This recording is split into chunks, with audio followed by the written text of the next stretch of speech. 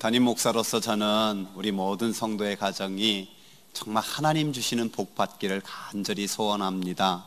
개인뿐만 아니라 가정, 더 나아가 가문이 하나님의 은혜와 복이 흘러 차고 넘치기를 축복합니다. 이런 마음을 담아 오늘 가정을 생각하면서 기록된 말씀의 복이 임하기를 원하는데요. 그 첫 번째가 뭐냐면은 그 하나님께서 손에 수고한 대로 먹을 수 있는 복을 주시는 거예요. 이 땅에 사는 사람들의 삶을 가만히 살펴보면은 수고라는 단어보다 더 높은 고통, 고난, 그 애써 고생하는, 그럼에도 불구하고 먹을 것이 없는 분들도 많이 있어요. 참 불행하지요. 그런가 하면은 수고한 것도 없이 먹을 것이 너무너무 많이 쌓여 있는 경우도 있어요. 이런 경우 너무너무 부러워할지 모르겠지만은 성경에는 이 둘 다가 다 복이 될 수가 없는 거예요. 왜냐하면 오늘 본문 2절에 이렇게 말씀하고 있잖아요. 내가 내 손이 수고한 대로 먹을 것이라. 내가 복되고 형통하리로다. 즉 건강한 신앙은 그런 거잖아요. 야, 공중나는 새를 봐라. 저가 심지도 않고 거두지도 않아도 다 하나님이 먹여 살리니까 하나님 자녀인 우리 뭐 그렇게 수고할 필요가 있겠느냐. 그럼 그거는 바로 적용하는 게 아니에요. 그럼 공중나는 새가 가만히 있는 거 봤어요? 얼마나 부지런하게 새벽부터 지저귀면서 돌아다니는지 아십니까? 성경적인 것은 우리가 건강하게 수고하고 그것이 또 잘 결실을 맺고 먹을 수 있는 것. 그래서 사도 바울을 통해서는 뭐라고 말씀하십니까? 일하기 싫거든 뭐 하지도 말라고요? 먹지도 말라고 말씀하고 있어요. 우리 인생에 수고할 수 있는 것이 복임을 알아야 돼요. 얼마 전에 우리 교회 김도선 안수 집사님이 아버지 자랑을 하더라고요. 96세인데 건강하게 지금도 돈 벌어 오신대요. 지하철 타고 버스 타고 출근하셔서 일하시고 돌아오시면서 한 달에 100만 원씩 버신다고 아주 자랑하시는 거예요. 그래서 제가 그 어르신 너무너무 부러웠고, 그런 아버지를 둔 아들 역시 참 부럽더라고요. 수고할 수 있는 게 우리에게 참 복이다라는 거예요. 오늘 시편 128편은 127편과 아주 긴밀하게 연관이 되어 있어요. 127편 이렇게 시작하잖아요. 함께 읽어볼까요? 여호와께서 집을 세우지 아니하시면 세우는 자의 수고가 헛되며 여호와께서 성을 지키지 아니하시면 파수꾼의 깨어 있음이 헛되도다.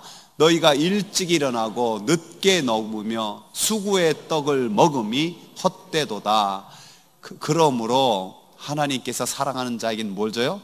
잠을 주시는도다. 예. 우리가 참으로 이 땅에 수고의 떡을 그렇게 먹여도 헛된 뿐인 인생, 왜 그렇습니까? 하나님이 지켜주지 못하여서, 하나님의 참된 복을 받지 못해서 그렇다는 거예요. 그런가 하면은 이 땅에서 수고한 것도 없이 먹을 것 쌓아놨는데 또 먹지 못하는 그런 안타까운 분들도 계신 거예요. 저는 종종 식사 기도할 때 이렇게 기도해요. 하나님, 이 땅에는 먹고 싶어도 먹을 것이 없어서 참으로 눈물 흘리는 사람도 많고, 하나님, 이 땅에는 먹을 것 많이 쌓아놓고도 건강이 없어서 먹지 못하는 불쌍한 사람도 있는데 이렇게 일용할 양식 잘 먹을 수 있게 해주셔서 감사드립니다. 여러분, 우리가 수고할 것이 있고 그것에 대해서 감사하고 먹을 수 있으며 기뻐할 수 있는 자, 하나님께서 기뻐하실 줄 믿습니다. 그렇게 진심으로 감사하는 자에게요, 하나님이 더욱더 수고할 그런 기쁜 일을 주시고 또한 그것을 거두게 하는 역사도 더 풍성하게 인도하여 주신답니다. 우리의 가정이 손이 수고한 대로 먹을 수 있기를 바랍니다. 또한 하나님께서는 가정이 화목한 복을 주시겠다고 약속하세요. 오늘 3절은 이렇게 말씀하시죠. 같이 한번 읽어볼까요? 내 안방에 있는 내 아내는 결실한 포도나무 같으며 내 식탁에 둘러앉은 자식들은 어린 감람나무 같으리로다. 아멘. 남편이 아내를 바라볼 때 주렁주렁 탐스럽게 결실한 포도나무처럼 너무너무 존귀하고 사랑스럽게 보인다라는 그런 표현이에요. 이것이 주의 은혜고 복이죠. 며칠 전에 제가 국민일보 신문을 읽으면서 겨자씨에 이런 작은 칼럼을 보았어요. 한 시를 소개했는데요, 친구가 모두 나보다 잘나 보이는 날은 꽃 싸들고 돌아와 아내와 놀았노라. 이시카와 다쿠보쿠의 나를 사랑하는 노래라는 시인데요. 참 저 시를 읽고 한참 동안 이렇게 생각해 봤어요. 친구가 모두 나보다 잘나 보이는 날, 꽃 싸들고 올 줄 아는 그런 남자, 그리고 아내와 함께 놀았다. 또 그 아내도 참 훌륭하더라고요. 그런 그런 남편이 돌아왔을 때 놀아주는 아내. 그리고 이어서 이런 걸 말하더라고요. 앞으로 읽거나 뒤로 읽거나 똑같은 우리말이 많이 있다는 거예요. 그게 뭐가 있느냐? 기러기. 다들 잠들다. 이제 머리가 좋은 분들은 이렇게 뒤로 잘 연결이 되더라고요. 좋다, 좋아. 다시 합창합시다. 여보, 안경 안 보여. 이런 말이 앞으로 읽거나 뒤로 읽거나 다 똑같다는 거예요. 이런 말이 더 계속 많이 있는데요. 앞으로 읽거나 뒤로 읽거나 제일 좋은 말이 뭐냐? 내 아내래. 내 아내. 앞으로 보아도 내 아내, 뒤로 보아도 내 아내. 기쁠 때도 내 아내, 슬플 때도 내 아내, 성공했을 때도 내 아내, 슬플 때도, 실패했을 때도 내 아내. 어하동동 내 사랑아. 제 얘기는 아니고요. 이 저자가 이렇게 했다는 거예요. 아내 자랑이 푼수라고 이렇게 하지만은 저는 우리 성도들이 이렇게 좀 아내를 자랑하고 사랑할 수 있었으면 좋겠어요. 또한 아내 역시 남편을 진심으로 존중하고 사랑했으면 참 좋겠습니다. 그것이 하나님이 주신 복이다. 또한 자녀들은 어때요? 내 식탁에 있는 자녀들은 어린 감람나무 같다라고 말씀하고 있습니다. 감람나무는 어떤 나무입니까? 그 기름이 올리브유, 정말 건강에 몇 번째 손가락 안에 들어가는 좋은 기름으로 먹을 것을 주잖아요. 또한 성경에 보면은 기름을 바르며 병이 났을 때 기도해줘라. 그 기름이 이 감람유예요. 그러니까 상처를 싸매어주고 보듬어 줄 수 있는 그런 기름.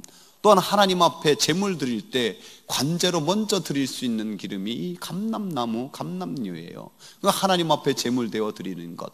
그러니까 우리의 자녀들이 어떻게 되기를 원하는 겁니까? 그들이 손이 수고한 대로 잘 먹을 수 있는 사람, 또한 다른 이 혼자만 먹는 것이 아니라 다른 사람의 상처도 싸매어주고 위로해 줄 수 있는 그런 사람, 한 걸음 더 나가서 하나님 앞에 제물되어 위대하게 쓰임받는 그런 사람 되기를 간절히 바라는 비전이 있는 거예요.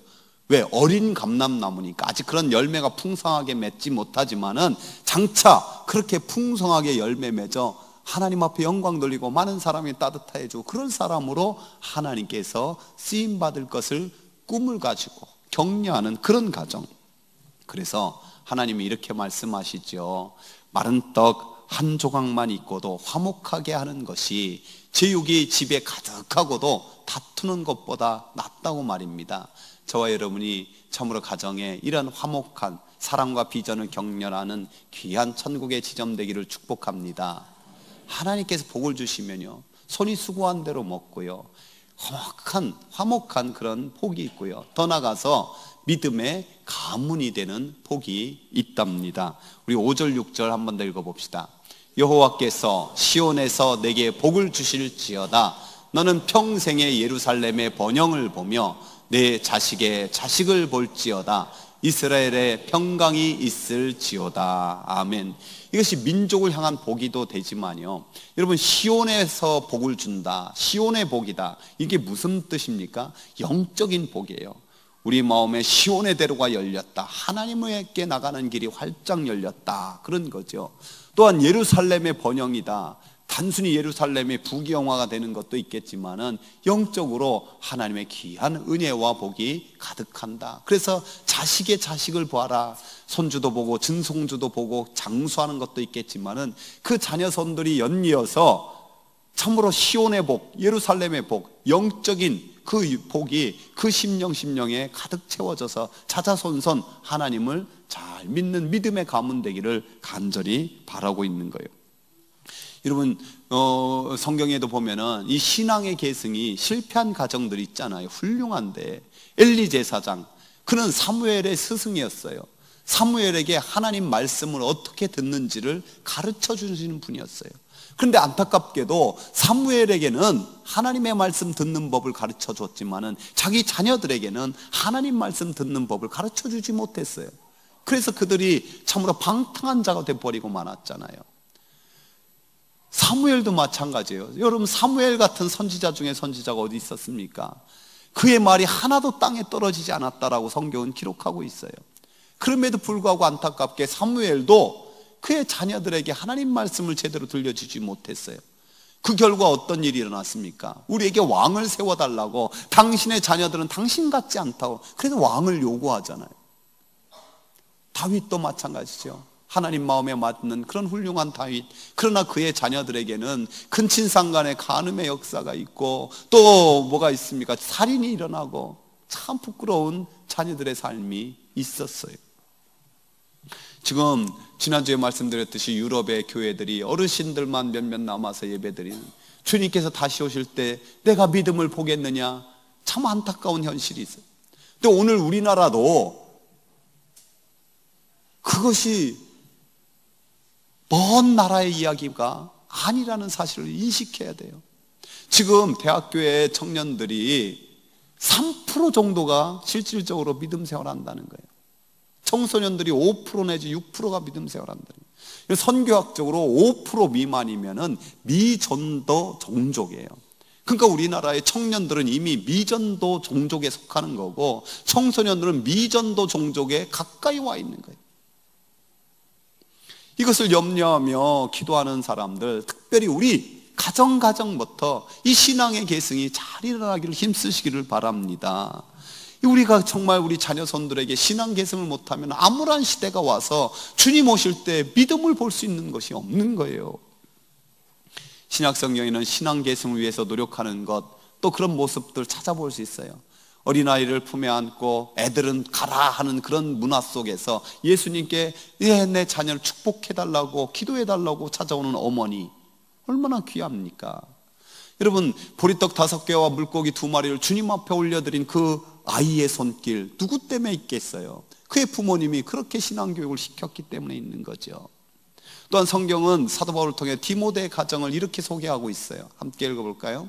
내 속에 거짓이 없는 믿음, 이 믿음은 먼저 내 외조모 로이스와 내 어머니 유니게 속에 있더니 내 속에도 있는 줄 확신하노라. 할머니와 어머니의 신앙이 그 아들 속에서도 확실하게 잡혀있는 그 믿음을 자랑하고 있습니다. 저와 여러분의 가정에 믿음의 계승이 잘 일어나기를 축복합니다. 여러분, 시편 128편에 이런 모든 복이 임하는 통로가 뭐예요? 우리 1절 4절에 보면 분명히 나와 있어요.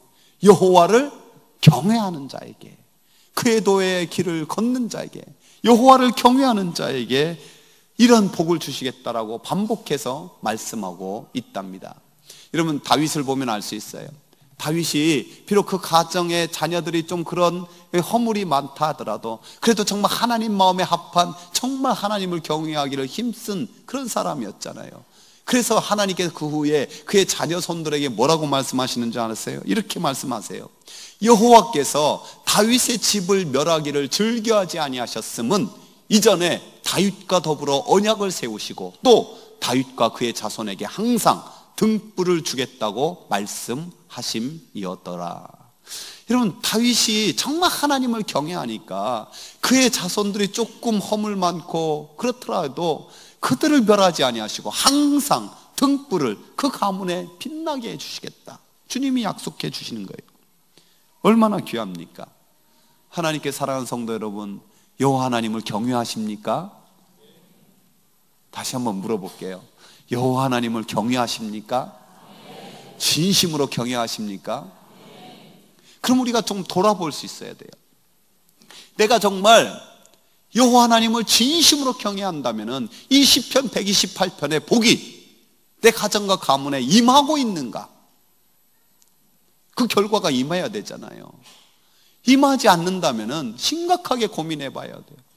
내가 정말 하나님을 경외하는 이 신앙이 하나님이 기뻐할 만큼 그런 신앙으로 하나님을 섬기는가? 아니면은 어디서 떨어졌는지 돌아보고 회개하고 정말 하나님을 경외하여는 그런 사람으로 주님 앞에 세워질 수 있어야 되지요.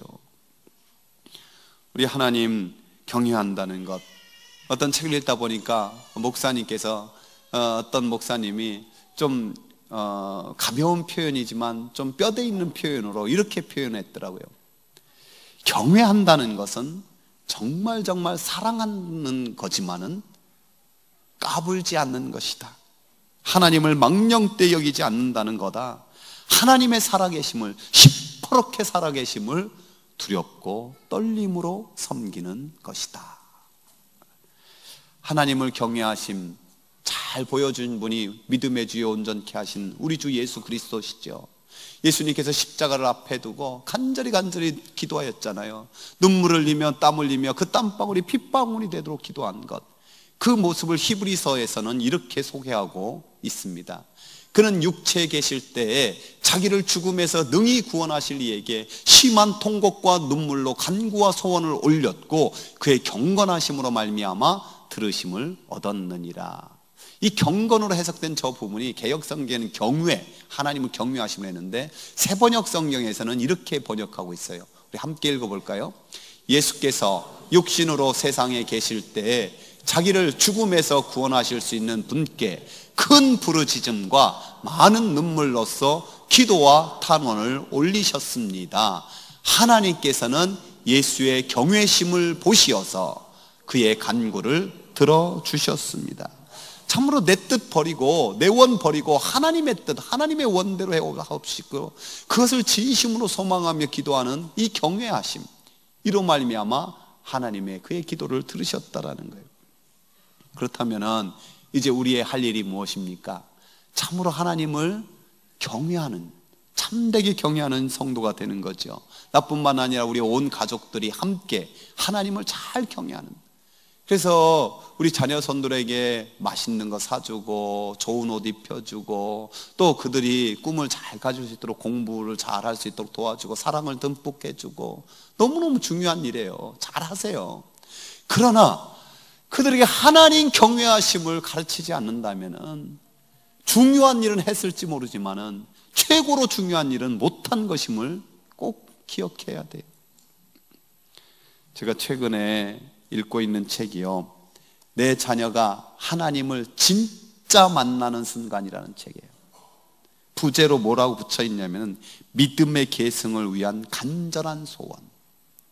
이 책을 짓게 된 동기가 이 저자가 이 테레스 체프먼이라는 교회 장로님인데요, 그의 아내가 어느 날 이렇게 질문을 했어요. 우리 아이들이 대학에서 자신의 믿음을 지킬 준비가 정말로 되어 있다고 생각하나요? 이 아내의 질문에 이 저자의 대답이 이렇습니다. 아내가 그런 말을 불쑥 내뱉는 것을 듣고도 나는 별로 놀라지 않았다. 우리는 아이들에게 정직과 헌신, 개인적인 책임을 잘 가르쳐 왔다고 생각했다. 시간과 돈을 어떻게 관리해야 하는지도 그 모든 것에 대해 나는 자부심을 느꼈다. 여기까지만 해도 꽤 훌륭하잖아요, 그렇죠? 하지만 아내가 옳았다. 나는 그 자리에서 그녀의 질문에 견고한 확신을 가지고 그렇다라고 대답할 수 없었다. 그 후로 여러 날 동안에 아내의 질문은 나를 움직였다. 나는 내 업무와 주간 일정표에만 몰두하는 대신 지금부터 100년 후 우리 가문의 후손들은 어떤 모습일까를 생각하게 되었다. 저자가 이 생각을 하고 파악한 미국 교회 현실이 충격적이에요.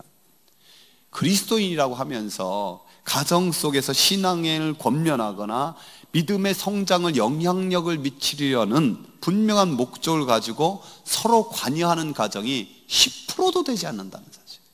특별히 어떤 계획을 세워놓고 시간을 따로 떼어서 영적인 대화를 하고 함께 기도하는 가정은 1%도 되지 않았다. 그러면서도 영적 제사장으로서 역할을 하기를 원하고 자녀손들이 믿음으로 더 복되고 잘되는 가정 되기를 모두가 바란다. 이 얼마나 모순된, 앞뒤가 안 맞는 내용인가. 저자는 세계에서 가장 인지도가 높은 코카콜라, 또 시티은행, 존슨앤존슨의 아주 고위 간부직을 지내고 애틀란타에서 가장 큰 교회 장로로 섬기면서 주일날이면은 성경 공부반을 자신 있게 확신을 가지고 인도하시는 그런 귀한 사람이었어요. 그럼에도 불구하고 내가 가정에서 영적 제사장으로서 영적인 리더로서 역할을 하는가? 거기에는 그렇지 못하다. 거기서 이 책이 출발하고 있답니다. 그럼 우리에게 간절하게 간곡하게 부탁해요. 자녀들과 영적인 대화를 자연스럽게 할 수 있는 시간을 확보하라고. 당신의 삶 스케줄 가운데서 100%까지도 부족하고 120%도 부족할 수 있지만은 분명하게 최고로 중요한 일을 놓치지 말라고. 그래서 함께 말씀을 나누며 함께 기도할 때 내가 기도하고 생각하는 것보다 더 크고 더 높고 놀라운 길로 인도하시는 하나님을 경험하라고 말입니다. 사랑하는 성도 여러분, 우리가 그렇게 할 때 정말 하나님께서는 내가 생각하고 계획한 것보다 훨씬 더 고귀한 삶으로 인도하실 것을 믿습니까? 믿으시기 바랍니다. 하나님의 높으심을 믿으세요. 하나님께서 출애굽한 이스라엘 백성들에게 이렇게 말씀하고 있어요. 함께 읽어봅시다. 나 내 하나님 여호와는 질투하는 하나님인즉 나를 미워하는 자의 죄를 갚되 아버지로부터 아들에게로 3, 4대까지 이르게 하거니와 나를 사랑하고 내 계명을 지키는 자에게는 1000대까지 은혜를 베푸느니라. 여러분, 하나님이 미워하고 죄를 정죄하고 심판하시면 3, 4대까지. 왜 3, 4대까지 가는지 아세요? 사실은 3, 4대까지도 제대로 안 가요. 왜? 하나님이 제대로 심판하시면 그대 다 끝장나 버리지 뭐 3, 4대까지 가겠습니까? 그럼 하나님이 은혜 주시면 어디까지 간다고요? 1000대까지. 1000대까지. 저와 여러분이 오늘부터 온 가족이 정말 하나님을 경외하며 그 길을 걸어가기를 힘쓸 수 있기를 축복합니다. 그래서 하나님 주신 은혜와 복이 1000대까지 이르러 이 128편의 모든 말씀의 주인공이 여러분과 여러분의 가정 가문 되기를 주의 이름으로 축원합니다.